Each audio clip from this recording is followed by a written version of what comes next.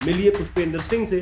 Thank you सबसे पहले invite करने के लिए। तो जिस लेवल का अभी हमें यहाँ पर पंप देखने को मिला है, अगर उसमें 10% 15% करेक्शन भी आ जाता है तो आई डोंट थिंक कि उसमें कोई बहुत बड़ा कुछ नेगेटिव होने वाला है। हम कुछ हिडन अपॉर्चुनिटीज के बारे में बात करेंगे क्रिप्टो मार्केट में। हिडन अपॉर्चुनिटीज से मेरा मतलब है एयर ड्रॉप। कई सारे यूजर ऐसे भी होंगे कि जिन्होंने स्टार्टिंग सिर्फ एयर ड्रॉप से करी हो। जो भी एयर ड्रॉप लेके आ रहा है उसका थोड़ा सा क्या कि अगर पीछे अगर कुछ बैकग्राउंड अगर आपको देखने को मिलता है कि उन्होंने किस तरह की पास्ट में चीजें बिल्ड करी हैं, तो मुझे लगता है कि वो एक काफी पॉजिटिव पॉइंट है।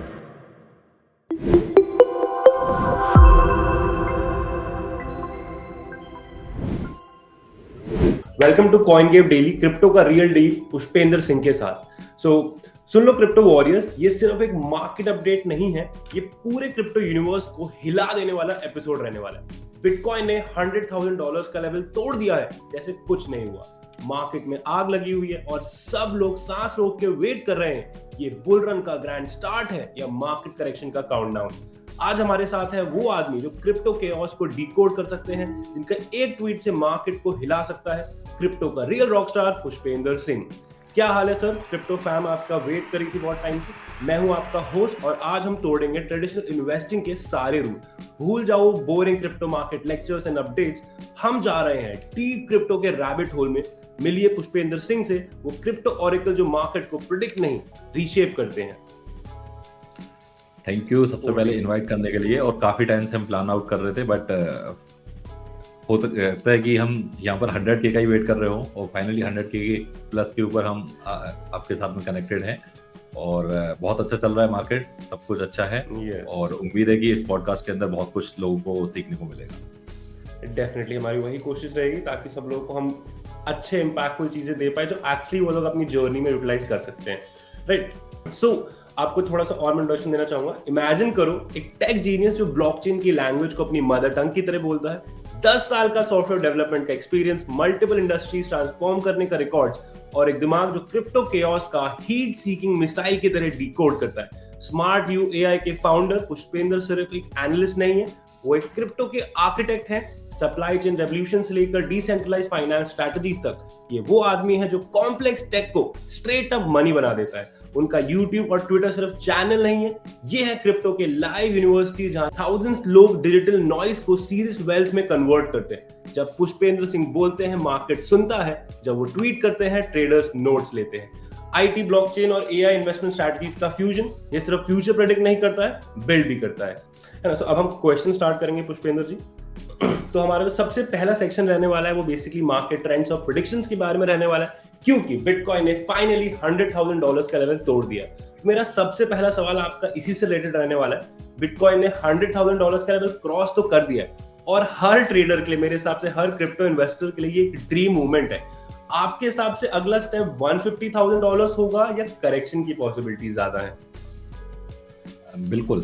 तो सबसे पहले अगर हम देखें यहाँ पर बिटकॉइन को, जब क्रिसमस का टाइम आता है तो थोड़ा बहुत हमें यहाँ पर छोटे मोटे क्रैश देखने को मिल जाते हैं। और अभी यहाँ पर बिटकॉइन 1,08,000 तक यहाँ पर एक हाई बनाया बिटकॉइन ने और अभी छोटा सा करेक्शन लिया 98,000। अगेन यहाँ पर क्या कि 1 लाख के आसपास आ चुका है। तो मैं यहाँ पर एक्सपेक्ट कर रहा हूँ कि जिस लेवल का अभी यहाँ पर बुलिश मोमेंटम हमें देखने को मिल रहा है कि हमें एटलीस्ट क्या कि 120 125 तो हमें हिट कर जाना चाहिए, और वो भी क्या कि आने वाले 1 मंथ के अंदर ही। और जो इस मंथ क्लोजिंग है, हाँ जी, अभी जो इस मंथ की जो क्लोजिंग है वो 100K प्लस तो हो ही रही है ऑब्वियसली। यस। और तो अगर करेक्शन आती है तो हम कितने परसेंट की करेक्शन एक्सपेक्ट कर सकते हैं? बिकॉज 10% तो बहुत ही नॉर्मल चीज है बिटकॉइन के लिए। बिल्कुल। तो जिस लेवल का अभी हमें यहाँ पर पंप देखने को मिला है, अगर उसमें 10% 15% करेक्शन भी आ जाता है तो आई डोंट थिंक कि उसमें कोई बहुत बड़ा कुछ नेगेटिव होने वाला है। अगर आप ऑल ओवर देखोगे, जब यहाँ पर क्या कि 70,000 के आसपास से एक टाइम ऐसा था कि बिटकॉइन यहाँ पर 62 61 के आसपास काफी स्ट्रगल कर रहा था, और जब यहाँ पर क्या कि बड़ा ब्रेकआउट हमें देखने को मिला तो बिटकॉइन यहाँ पर कंटिन्यू यहाँ पर एक नया हाई बनाता हुआ चला गया और कुछ ही वीक्स के अंदर हमने यहाँ पर देखा कि बिटकॉइन ने $1 लाख के आसपास यहाँ पर हिट कर दिया है।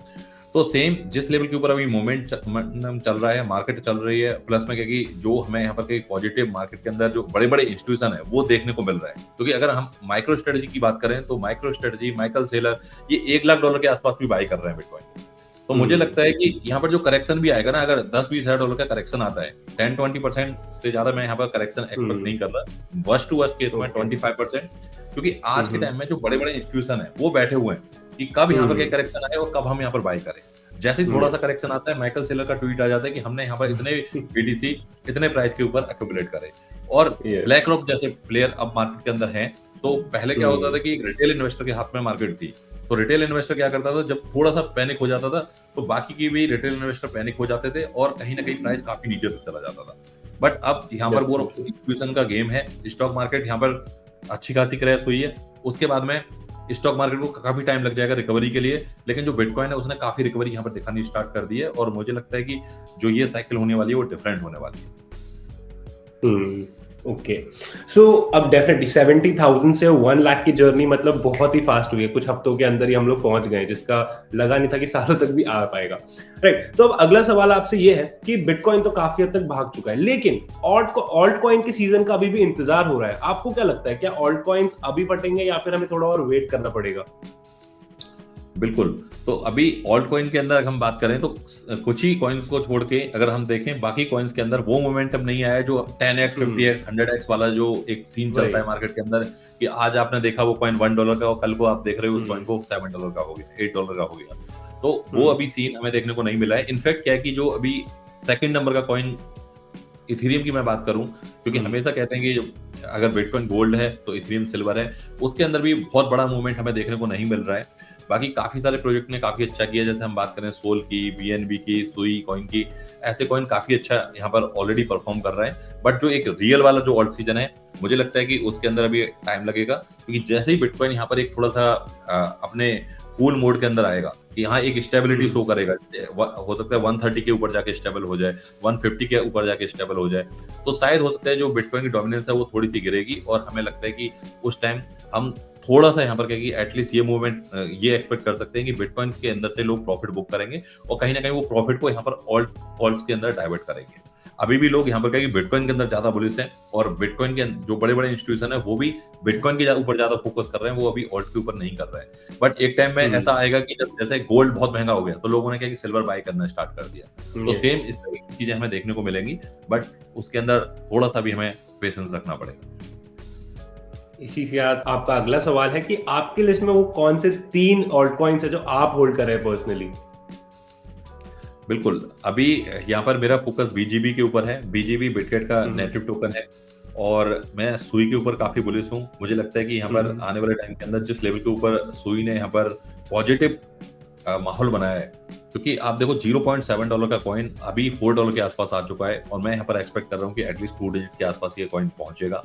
तीसरा यहाँ पर मेरा RWA का प्रोजेक्ट है, ओंडो फाइनेंस, क्योंकि आने वाला जो फ्यूचर है वो RWA का रहने वाला है और RWA के अंदर मैं यहाँ पर काफी बुलिश हूँ। तो RWA का जो यहाँ पर कॉइन है ओंडो, उसके अंदर ये मेरा तीसरा। इसी से एक छोटा सवाल सर, रिपल के बारे में आपका क्या कहना है? बिकॉज हमारे व्यूअर्स और आजकल सब लोग रिपल के पीछे बहुत पड़े हैं, तो उसके बारे में अगर आप एक लाइन बोल सकते तो बहुत ही अच्छा होगा। बिल्कुल, रिपल काफी टाइम से स्ट्रगल कर रहा था और रिपल के जो इन्वेस्टर हैं, ट्रेडर हैं, वो उनके लिए काफी खुशी का टाइम चल रहा है अभी, क्योंकि जो रिपल यहाँ पर पिछले काफी टाइम से स्ट्रगल कर रहा था कोर्ट के अंदर और काफी सारी चीजें पॉलिटिक्स से रिलेटेड चीजें थी जिसके अंदर रिपल के ऊपर केस चल रहा था और अब उनको जो एसईसी के चेयरमैन है उनको फायर किया जाएगा जनवरी के अंदर, ऐसा यहाँ पर क्या कि न्यूज चल रही है। प्लस में क्या कि रिपल के अंदर बहुत सारे हमें पॉजिटिव चेंज भी देखने को मिल रहा है, क्योंकि वो अपना यहाँ पर स्टेबल कॉइन लेके आ रहे हैं। प्लस में जो हमारे आरबीआई के एक्स गवर्नर है वो यहाँ पर रिपल की बोर्ड टीम को ज्वाइन कर रहे हैं। तो एक बहुत सारे ऐसे चेंज देखने को मिल रहा है जो यहाँ पर क्या है कि बिल्कुल आप सोच सकते हो कि जब वो यहाँ पर आरबीआई के अंदर थे, जब एज ए गवर्नर की चेयर के ऊपर बैठे थे तो वो क्रिप्टो के लिए नेगेटिव बोल रहे थे। आज वही क्या है कि एक प्राइवेट कॉइन का, आप कह सकते हैं क्रिप्टो करेंसी के कॉइन, क्रिप्टो करेंसी के अंदर वो यहाँ पर क्या कि उसके बोर्ड मेंबर, ये एक तरीके से क्या कि अपने आप में मतलब एक बड़ा चेंज देखने को मिल रहा है। और आने वाले टाइम के अंदर एक्सपेक्टेशन ये है कि जैसे रिपल क्या कि बैंकिंग सिस्टम को सपोर्ट करता है, तो आरबीआई के जो गवर्नर हैं उनको बैंक उन्होंने देखा हुआ है सिस्टम, और शायद हो सकता है कि इस तरह के लोगों को ऐड किया जा रहा है जिनके पास में काफी स्किल्स हैं बैंकिंग को लेकर, और इसके अंदर हमें बड़ा एडेप्शन देखने को मिले। आने वाले टाइम में लगभग हर बैंक यहाँ पर रिपल की ब्लॉकचेन को यूज करें और या इस तरह की पॉजिटिव चीजें हमें इकोसिस्टम के अंदर देखने को मिले। Thank you so much for your amazing insights, बहुत ही कुछ आपसे सीखने को मिल रहा है हमें। तो अगला सवाल मैं आपसे इथीरियम के फ्यूचर के बारे में पूछना चाहूंगा, बिकॉज अगेन इथीरियम हमारे लिए सिल्वर ही है क्रिप्टो मार्केट के अंदर। बिटकॉइन के बाद अगर कुछ आता है तो इथीरियम ही आता है। इथीरियम के लिए 2024 कैसा हो सकता है? क्या लोगों को इथीरियम बाय करना चाहिए, और जिसने बाय करके रखा है और शायद से वो लॉस में, क्या उसे होल्ड करना चाहिए?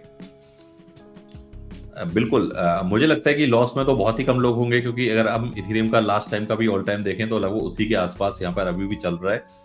बट एक्सपेक्टेशन ये है इथेरियम से, क्योंकि बिटकॉइन के ऊपर हम बहुत सारे डेवलपमेंट, बहुत सारे स्मार्ट कॉन्ट्रैक्ट, बहुत सारी चीजें उस लेवल की नहीं कर सकते जो हम इथेरियम के ऊपर कर सकते हैं। और जब एक लेवल के ऊपर जब बिटकॉइन का प्राइस यहाँ पर 140 150 वाले जोन के अंदर जाएगा तो हमारे पास में सेकंड ऑप्शन काफी जो बड़े ट्रेडर हैं और जो ETF की अगर हम बात करें तो इथेरियम के ऊपर हमें आने वाले टाइम के अंदर बड़े लेवल के ऊपर ETF देखने को मिलेंगे। तो कहीं ना कहीं यहाँ पर ETF के अंदर, इथेरियम के अंदर भी जब ETF आएंगे, बड़े बड़े इन्वेस्टर मूव होंगे तो अच्छा खासा वहां भी वॉल्यूम देखने को मिलेगा और उसका भी प्राइस पंप होगा।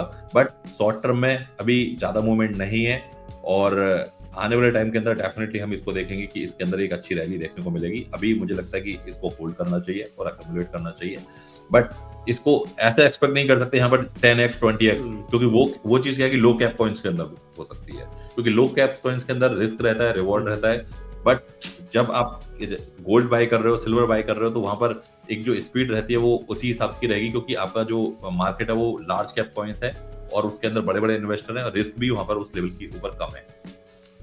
इस बुल रन में कहीं ना कहीं इथेरियम काफी शांत रहा है, तो लोग थोड़े से दुखी है उसको लेके मेरे हिसाब से। ठीक है, तो आपके लिए अगला सवाल है कि सोलाना का कमबैक, मतलब सोलाना ने एक मैसिव कमबैक किया है, राइट? डेड प्रोजेक्ट से लेकर इथेरियम किलर तक की बातें हो रही है कि वो इथेरियम को टेक ओवर कर लेगा। क्या आपको लगता है कि सोलाना फ्यूचर में इथेरियम के लिए लेजिट कंपटीशन बनेगा या सिर्फ ये बातें ही हैं?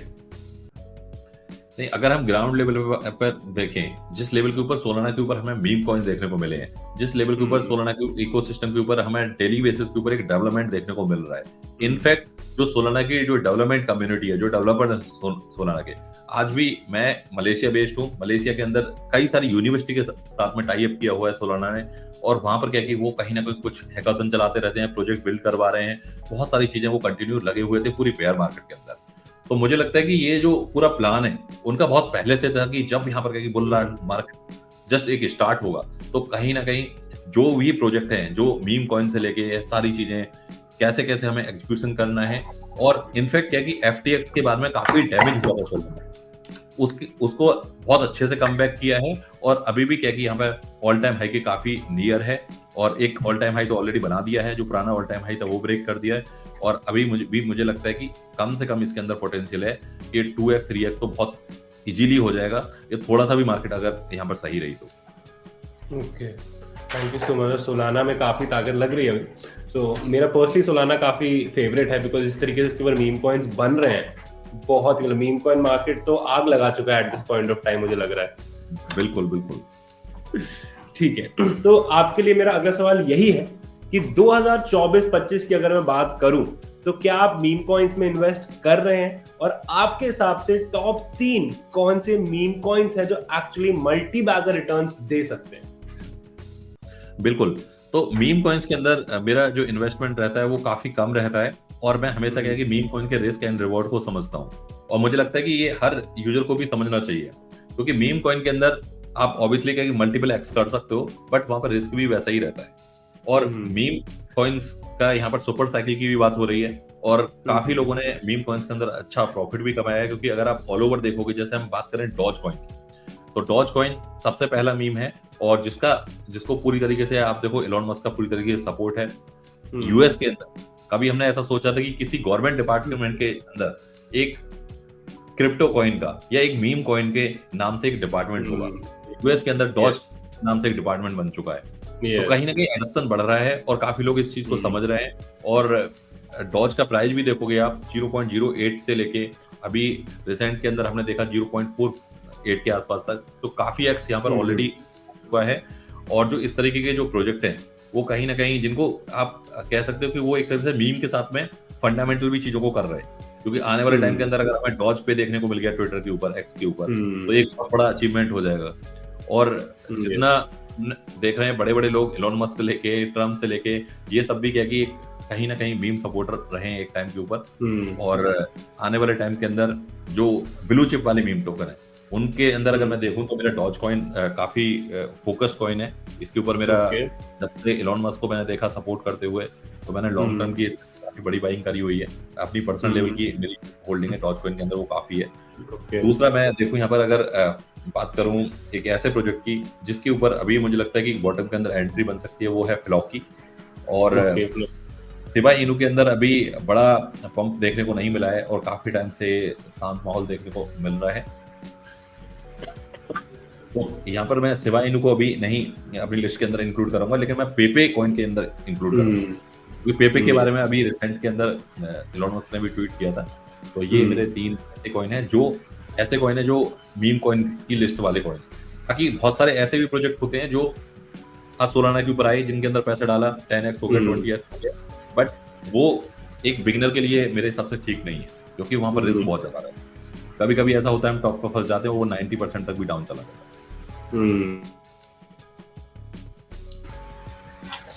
यहाँ पे पुष्पेंद्र जी ने हमें 3 मीम कॉइन बताए हैं जिन्होंने उनमें इन्वेस्ट किया हुआ है, तो आप लोग देख सकते हैं। बट आजकल आप देख रहे हैं कि किस तरीके से मीम कॉइन्स में काफी ज्यादा पंप डंप भी हो रहा है। अभी हॉकटुआ कॉइन था बीच में, चिल गाय ले लीजिए आप, तो इस तरीके से बहुत सारे कॉइन्स आ रहे हैं और हर कोई बात करता है रिस्क रिवॉर्ड की, बट इसके अंदर हम रिस्क रिवॉर्ड को एनालाइज कैसे कर सकते हैं? आप इसके बारे में कुछ बता सकते हैं हमें?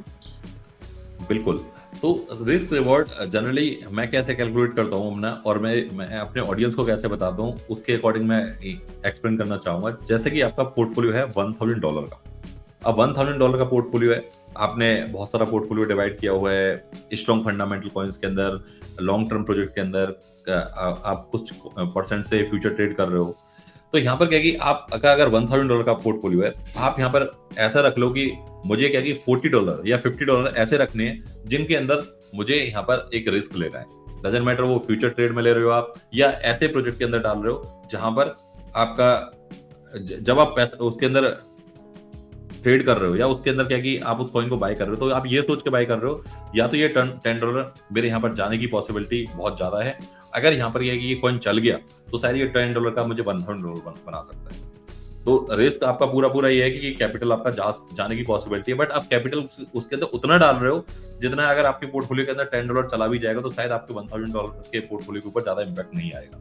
बट अगर आप ये सोच के डाल दे रहे हो भाई चलो $500 इसके अंदर डाल देते हैं, तो अगर $500 का अगर नेगेटिव डायरेक्शन में चला गया तो वो $100 रह गया, $50 रह गया, तो आपका पोर्टफोलियो की जो रिकवरी है वो बहुत डिफिकल्ट हो जाएगी आपके पास। बट आप ऐसा सोच रहे हो कि अगर आपका पोर्टफोलियो का 5% 10% से मैं रिस्क साइड कॉइन में डाल रहा हूँ या ऐसे कॉइन के अंदर डाल रहा हूँ जहां पर क्या रिस्क एंड रिवॉर्ड्स है, तो आपका यहाँ पर पॉसिबिलिटीज है कि अगर एक भी कॉइन अगर अच्छा चल गया, अगर आपने $10 करके 5 मीम कॉइन्स के अंदर डाला, अगर 2 मीम कॉइन भी अच्छे चल गए तो मीम कॉइन यहाँ पर जब मल्टीपल होते हैं तो उनके अंदर 1 2x 3x वाली बात नहीं होती, वहां पर 10x 20x 50x। इनफैक्ट कई सारी आपने केस स्टडी देखी होंगी, कई सारे आपने ऐसे ट्वीट्स देखे होंगे जहां पर उन्होंने $100 डाला और वही $100 यहाँ पर आज $2 लाख हो चुका है, $3 लाख हो चुका है।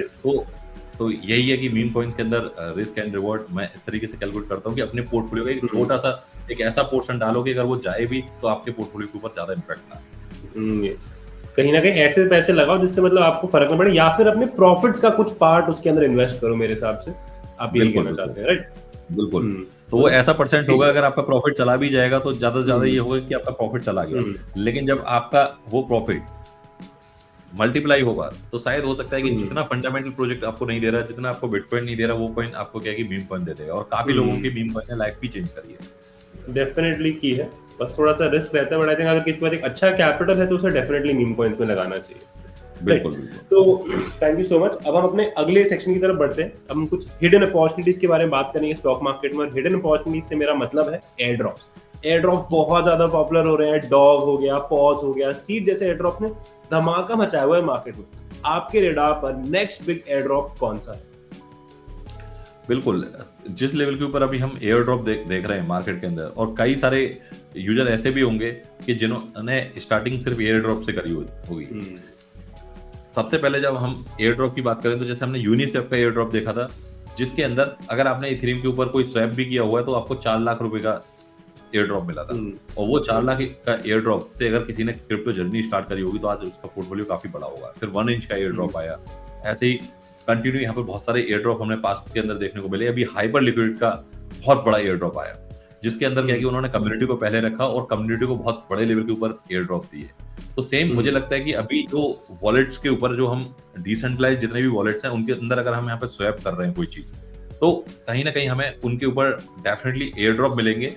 और जो हम सेंट्रलाइज एक्सचेंज के ऊपर ट्रेडिंग कर रहे हैं उसको छोड़ के हम अगर छोटे से पार्ट से, जैसे बिटकेट का वेब3 वॉलेट है उसके ऊपर अगर हम यहाँ पर कुछ टोकन स्वैप करते हैं, ट्रस्ट वॉलेट है वहां कुछ स्वैप करते हैं, तो हमें यहाँ पर आने वाले टाइम के अंदर एयर ड्रॉप के अंदर एलिजिबिलिटी की यहाँ पर पॉसिबिलिटी बहुत ज्यादा रहेगी।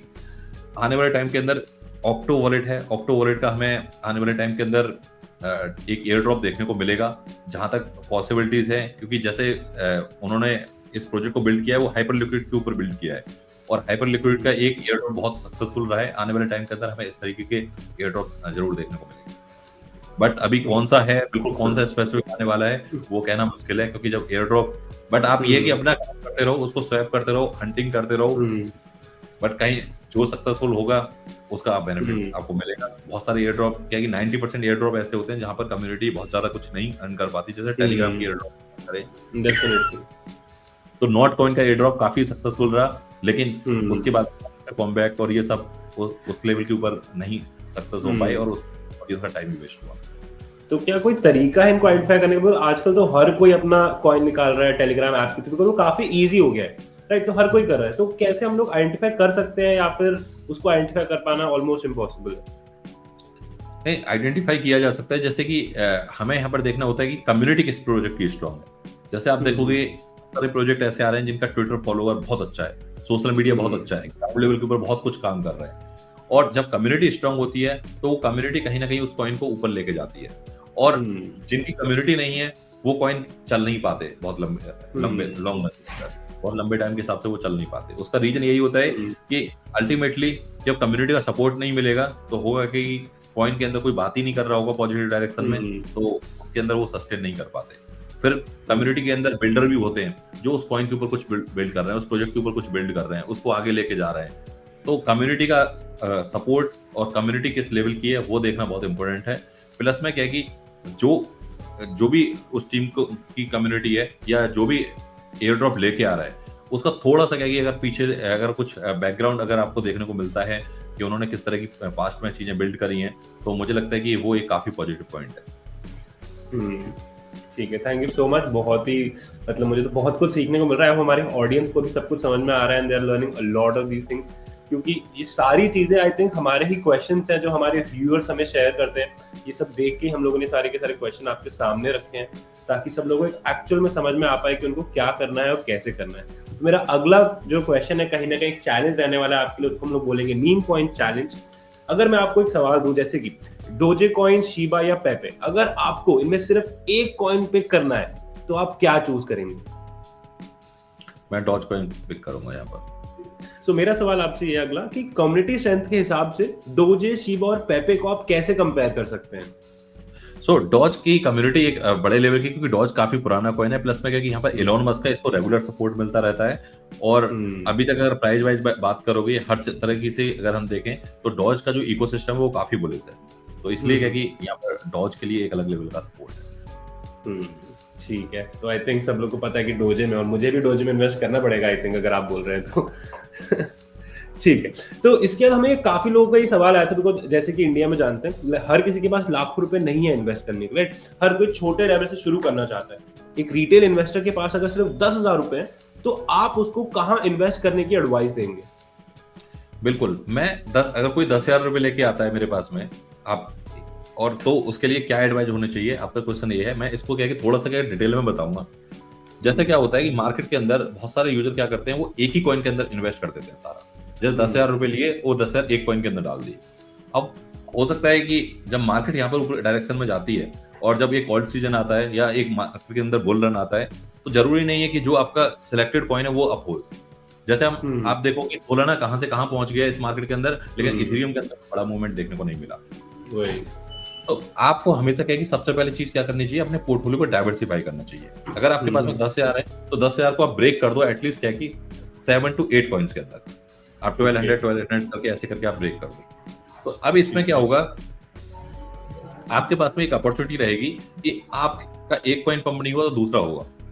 और इस अगर आप बिल्कुल बिगिनर हो तो सबसे पहले आपकी कोशिश रहनी चाहिए कि आप यहाँ पर 20% तो अपना बिटकॉइन के अंदर डालो, 10% इथेरियम के अंदर डाल दो, 5% सोलाना के अंदर, 5% बीएनबी के अंदर, जो लार्ज कैप कॉइन है, जो स्ट्रॉन्ग कॉइन है। अगर कल को मार्केट क्रैश भी होती है तो वहां पर क्या है कि जो स्ट्रॉन्ग प्रोजेक्ट होते हैं उनके अंदर पॉसिबिलिटी रहती है जल्दी रिकवरी की, और उनके अंदर जो रिस्क रहता है वो भी उस लेवल का नहीं रहता। जैसे आपने देखा होगा बहुत सारे प्रोजेक्ट आते हैं एक्सचेंज के ऊपर, वो डीलिस्ट हो जाते हैं और हमारा उनमें पैसा लगा होता है।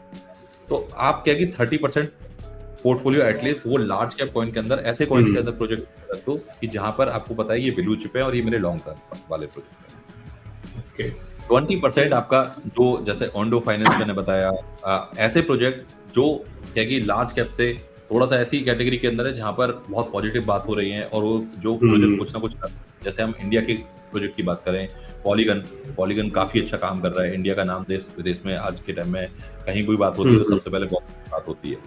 तो ऐसे प्रोजेक्ट जिनके अंदर आपको लगता है कि बड़े लेवल की कम्युनिटी है, स्ट्रॉन्ग चीजें चल रही हैं, तो उनके अंदर आप यहाँ पे डाल सकते हो 20%। बाकी जो 50% है, अगर आप बिल्कुल बिगिनर हो तो कोशिश करो कि यहाँ पर 5-6 कॉइन ऐसे कैचअप करो जिन कॉइन के अंदर कंटिन्यू डेवलपमेंट हो रहा है। प्लस में क्या कि पास्ट हिस्ट्री के अकॉर्डिंग जब लास्ट बुल रन आया, लास्ट ऑल्ट रैली आई, उसके अंदर उन्होंने कैसा परफॉर्म किया है, तो उसका हमेशा चार्ट चेक करो और उसके अंदर आप उसको डिवाइड करो। तो होगा क्या कि आपका ऑलरेडी एक लेवल के ऊपर स्ट्रॉन्ग पोर्टफोलियो डिवाइड हो चुका है। अब आपका लो कैप के अंदर भी है, उसमें से क्या कि आपने जो लास्ट का 50% रखा उसमें से आप 10% मीम कॉइन के अंदर डाल लो, 5% इसमें क्या कि रिस्क लेने के लिए रख लो। अगर फ्यूचर ट्रेड स्टार्ट करनी है 5% से वो कर सकते हो, बट एटलीस्ट क्या कि 50% आपका एक बहुत बड़े स्ट्रॉन्ग प्रोजेक्ट्स के अंदर होना चाहिए। ये मेरा मानना है। सब लोग पुष्पेंद्र जी की एडवाइस डेफिनेटली याद रखना, डाइवर्सिफाई करना सबसे ज्यादा इंपॉर्टेंट है। अगर आपके पास सिर्फ एक 10,000 का भी कैपिटल तो कम से कम उसे 6 से 7 पार्ट में डिवाइड करो, आपके प्रॉफिट बनाने के चांसेस काफी ज्यादा बढ़ जाएंगे। राइट, तो इसके बाद आपका अगला सवाल आपके लिए ये है, नए एयर ड्रॉप्स और प्री सेल टोकन्स के लिए आप कौन से टूल या प्लेटफॉर्म यूज करते हो? बिल्कुल, यहाँ पर सबसे पहले मैं चेक करता हूँ कॉइन मार्केट कैप पर एक एयर ड्रॉप का ऑप्शन है, जहां से आप ये चेक कर सकते हो कि कौन कौन सी एयर ड्रॉप यहाँ पर आ रही है। दूसरा यहाँ पर प्लेटफॉर्म है ट्विटर के ऊपर बहुत सारी अपॉर्चुनिटी आती है, और ट्विटर की ऐसा प्लेटफॉर्म है, थोड़ा सा अगर बिगिनर है जहां पर, अगर मैं बात करूं इंस्टाग्राम के ऊपर हमें बहुत सारी वीडियो देखने को मिल जाती है, रील देखने को मिल जाती है, बहुत कुछ देखने को मिलता है, बट ट्विटर एक ऐसा प्लेटफॉर्म है जहां पर आपको बहुत सारी जो क्वालिटी ऑडियंस देखने को मिलेगी, और यहाँ पर कई क्वालिटी कंटेंट देखने को मिलेगा। तो ट्विटर को यूज करो, और यहाँ पर जैसे बाइनेंस के बहुत सारे लॉन्च पैड आते हैं, बिटकेट के बहुत सारे लॉन्च पैड आते हैं, बिटकेट का, बाईबिट का, इन सब का कुछ ना कुछ यहाँ पर आता रहता है। तो जैसे आपके पास में ऐसी अपॉर्चुनिटी होती है कि आप बीएनबी स्टेक कर दो, या ट्रेडिंग कंपटीशन आ रहे हैं, तो यहाँ पर आपको एयर ड्रॉप्स का कहीं ना कहीं कुछ ना कुछ मिलता रहता है, तो आप इनको फॉलो कर सकते हो, और इसका एक राइट डायरेक्शन आपको यहाँ पर मिलती रहेगी। और बहुत सारी एयर ड्रॉप को यहाँ पर बाइनेंस सपोर्ट भी करता है। हाँ जी, थैंक यू सो मच, आपने हमें इतनी सारे इंटरेस्टिंग टूल्स बताए। आपका ज्यादा टाइम नहीं लेते, हम लोग हमारे नेक्स्ट सेक्शन की तरफ बढ़ेंगे, जिसके हम लोग थोड़े एक ट्रेडर या क्रिप्टो इन्वेस्टर की मिस्टेक्स और लेसन्स के बारे में बात करेंगे। राइट, कुछ लास्ट सवाल है आपसे जो मैं पूछना चाहूंगा। तो जैसे किसी हर कोई जो मार्केट, स्टॉक मार्केट ले लो, क्रिप्टो मार्केट ले लो, जो भी आता है गलतियां तो जरूर करता है, गलतियों के बिना आप सीख नहीं सकते हो। राइट, तो आपसे एक पर्सनल क्वेश्चन, आपकी क्रिप्टो जर्नी में आपको क्या लगता है आपकी सबसे बड़ी गलती क्या थी? मेरी सबसे बड़ी गलती थी जब मार्केट ऊपर डायरेक्शन में जैसे ही बुल रन स्टार्ट हुआ, और मैंने किसी प्रोजेक्ट के अंदर 10,000 रुपए लगाए हुए थे एग्जांपल के तौर पे, और जब वो 30,000 हो गए, 40,000 हो गए, और मैं वहां से वहीं एग्जिट कर लिया। मैंने, मुझे लगा कि यार 4x, मतलब जो मैंने डाला है वो 4x हो गया, और वो भी क्या कि with in a year. But मैंने ये नहीं सोचा था कि ऐसा भी होता है यहाँ पर क्या कि ये 10x होगा, 20x होगा, 50x होगा, 100x होगा, ऐसा। और बहुत अर्ली मैंने एग्जिट ले लिया। मतलब कुल मिला के अगर मैं बात करूँ तो मेरी सबसे बड़ी कमी यही रही कि मैंने काफी टाइम वेट किया, 1 साल, और जब वो प्रोजेक्ट पंप हुआ तो मैं यहाँ पर क्या कि 3x 4x के आसपास ही निकल गया। और जबकि जब ऑल्ट चेन के अंदर जब पंप आया तो उस पंप के अंदर कई सारे प्रोजेक्ट हैं, 200x 300x। इनफैक्ट क्या कि मैंने कई बार इथेरियम यहाँ पर $10 $20 $25 के आसपास मैंने सेल आउट किया है। जब मैं क्रिप्टो माइनिंग करता था माइनिंग का मेरा यूट्यूब के ऊपर एक बहुत पुराना वीडियो है जहाँ पर मैंने एक माइनिंग का सेटअप बताया है। उस टाइम ये होता था कि इलेक्ट्रिसिटी का बिल पे करना है, ठीक है, सस्ते में दीजिए। तो ये मेरी एक बहुत बड़ी गलती थी कि बहुत जल्दी एग्जिट ले लें, क्योंकि हम यहाँ पर साइकिल देखते हैं 4 साल बाद हमें टाइम मिलता है कि हमें एक खुशी देखने को मिलती है कि मार्केट के अंदर पंप आ रहा है, और उस पंप के अंदर अगर हम 4 साल हमने वेट किया और एक हम अगर 2x 3x पे निकल रहे हैं तो ये है कि अर्ली एग्जिट। दूसरी चीज, जब भी मार्केट यहाँ पर ऊपर की तरफ जाती है तो हाँ, क्योंकि पहले बुल रन के अंदर तो मैं जल्दी एग्जिट हो गया, तो मेरी सबसे बड़ी गलती। दूसरे के अंदर हुआ, मार्केट ऊपर की तरफ जा रही थी, हर कोई यहाँ पर पॉजिटिव बात करने लगता है, अभी और अप जाएगी और अप जाएगी, राइट टाइम पर प्रॉफिट हमारा बुक नहीं हो पाता। तो आपको एक राइट टाइम पर प्रॉफिट बुक करना है। अगर आपका यहाँ पर एक टारगेट फिक्स रहना चाहिए, अगर आपने किसी कॉइन के अंदर $100 डाले, अगर वो ऑलरेडी $1000 हो गए, तो एटलीस्ट क्या कि आपको अपनी कैपिटल और कुछ सर्टेन प्रॉफिट आपको आउट कर लेना चाहिए। और ये जो प्रॉफिट है आपका आगे मैनेज, आपको रिस्क मैनेजमेंट करने में, मनी मैनेजमेंट करने में हेल्प करेगा। क्योंकि जब बुल रन चलता है उसके बाद में बेयर मार्केट आता है। जब बेयर मार्केट आता है तो हमारे बहुत सारे ट्रेडर के पास में पैसा नहीं होता कि वो अपनी पोजीशन को या अपनी जो ट्रेड है उसको एवरेज आउट कर सके, उसको डीसीए कर सके। आपके पास में अगर पैसा होगा उस टाइम, क्योंकि आपने बुल रन में प्रॉफिट बुक करा होगा, तो वो कहीं ना कहीं आपको डिप अपॉर्चुनिटी लेने में यहाँ पर हेल्प करेगा। कभी कभी हम कहते हैं डंप हो रहा है लेकिन कैपिटल नहीं है, तो हमारे पास से क्या अपॉर्चुनिटी मिस हो जाती है। तो यहाँ पर जरूरी नहीं है कि आपको 100x का वेट करना है, एटलीस्ट क्या है कि यहाँ पर ट्राई करो सबसे पहले कि आपका जो कैपिटल है उसका कुछ सर्टेन परसेंट निकले, फिर आपका पूरा कैपिटल बाहर आए, फिर आपका जो प्रॉफिट है एक सर्टेन परसेंट उसका बाहर आए। क्योंकि एग्जैक्ट टॉप के ऊपर और एग्जैक्ट बॉटम के ऊपर कोई एंट्री नहीं ले सकता, एग्जैक्ट बॉटम के ऊपर कोई एंट्री नहीं ले सकता, एग्जैक्ट बिल्कुल जब टॉप चल रहा होगा, क्योंकि एग्जैक्ट बॉटम और एग्जैक्ट टॉप किसी को नहीं पता। तो हमें क्या करना होता है, यहाँ पर एक सर्टेन परसेंट अपना माइंड सेट अपना हमारा क्लियर होना चाहिए कि जब यहाँ पर मार्केट ऊपर की तरफ जा रही है तो इतने परसेंट हमें प्रॉफिट लेना है। नजर मैटर यहाँ से मार्केट कहीं भी जाए, बट हमारा जो टारगेट है वो एटलीस्ट क्या फुलफिल होना चाहिए। तीसरी चीज थी स्टॉप लॉस। बहुत सारे जो ट्रेडर हैं वो यहाँ पर क्या कि स्टॉप लॉस जब बिगिनर होते हैं तो वो यहाँ पर नहीं लगाते हैं, उसको मेंटेन नहीं करते हैं।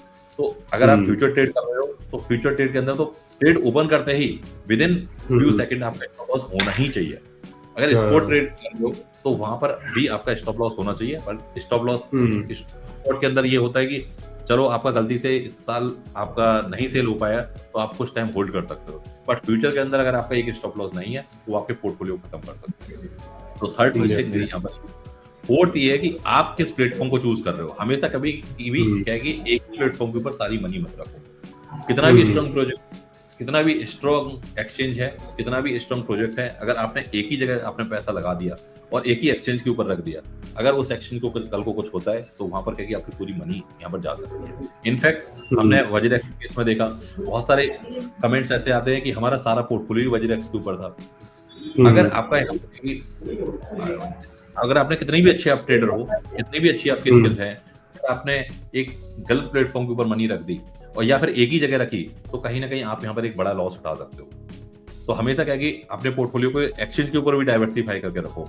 और अगर आपका बहुत बड़ा पोर्टफोलियो है तो आप यहाँ पर ट्राई करो सेल्फ कस्टडी लेने के लिए और या फिर अपना हार्डवेयर वॉलेट यूज करने के लिए, क्योंकि हार्डवेयर वॉलेट आपका कहीं ना कहीं वो इंटरनेट से कनेक्टेड नहीं रहता, तो वो कहीं ना कहीं आपको हेल्प कर सकता है एक आपकी सेफ स्टोरेज के लिए। तो मेरी आपने मेरा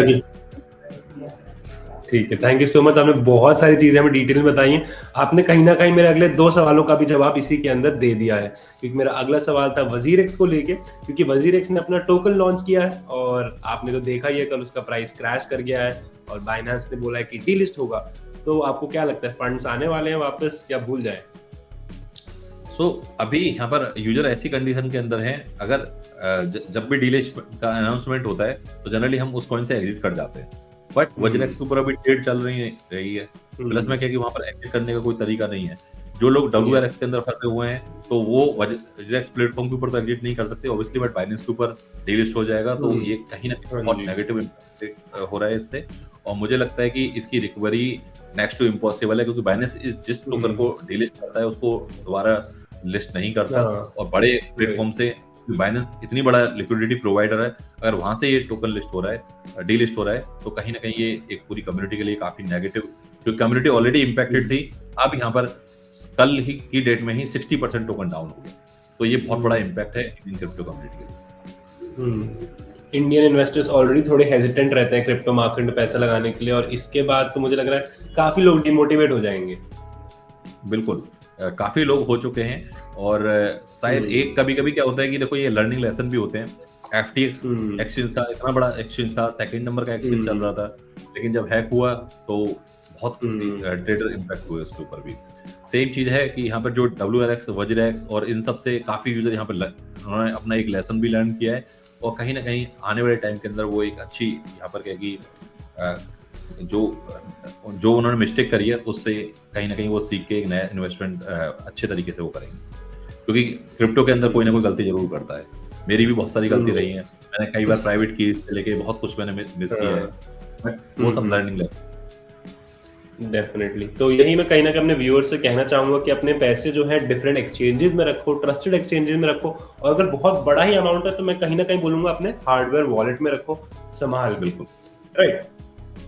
ओके, तो हम लोग बढ़ते हैं हमारे अगले सेक्शन की तरफ। ये एक रैपिड फायर राउंड रहने वाला है, बहुत ही जल्द। लास्ट के 2 सवाल है बस आपके लिए मेरे पास पुष्पेंद्र जी। रैपिड फायर राउंड रहेगा, आपको बस चूज करना है कि आप इसमें से क्या चूज करेंगे, बिटकॉइन या इथेरियम, बिटकॉइन, डोजे या शिबा, डॉज। 1 लाख का प्रॉफिट मिलता है तो कैश आउट करोगे या वेट करोगे, वेट करूंगा, एयर ड्रॉप या pre sale investment, pre sale investment, best investment advice जो आपको कभी मिली हो, होल्ड, होल्ड करते जाओ। Thank you so much. ये था हमारा रैपिड फायर राउंड, आपका बहुत ही मुझे अच्छे लग रहे रिस्पॉन्सेज। हमारा लास्ट सवाल है आपके लिए, golden advice for new investors. एक नए इन्वेस्टर के लिए आपकी अल्टीमेट गोल्डन एडवाइस क्या होगी?